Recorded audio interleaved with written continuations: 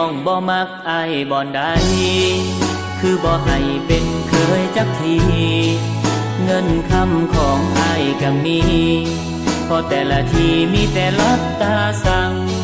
มีหลายแนวที่แม่บ่มักอาย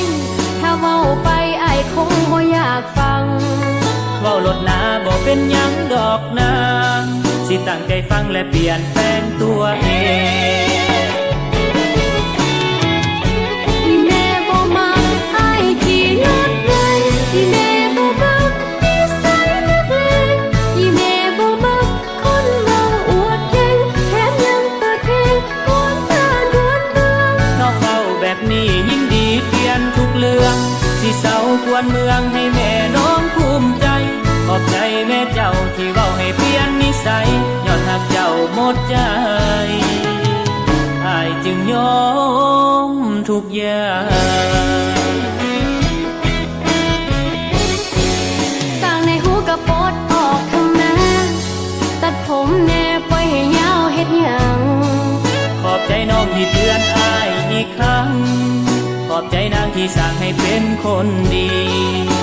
ถ้าอายเปลี่ยนได้มือนี้น้องสิมีรางวัลอายสิเปลี่ยนอย่างกระทันหันถ้าอยากได้รางวัลสิเอาคนงามมาเป็นเมีย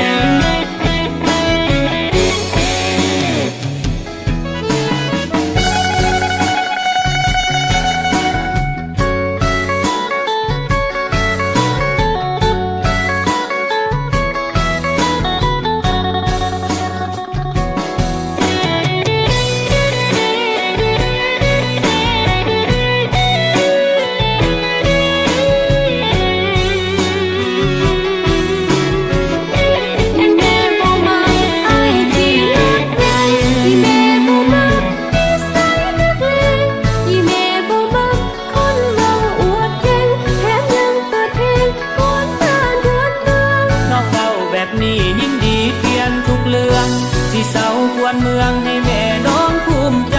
ขอบใจแม่เจ้าที่เว้าให้เปลี่ยนนิสัยยอดหักเจ้าหมดใจอายจึงยอ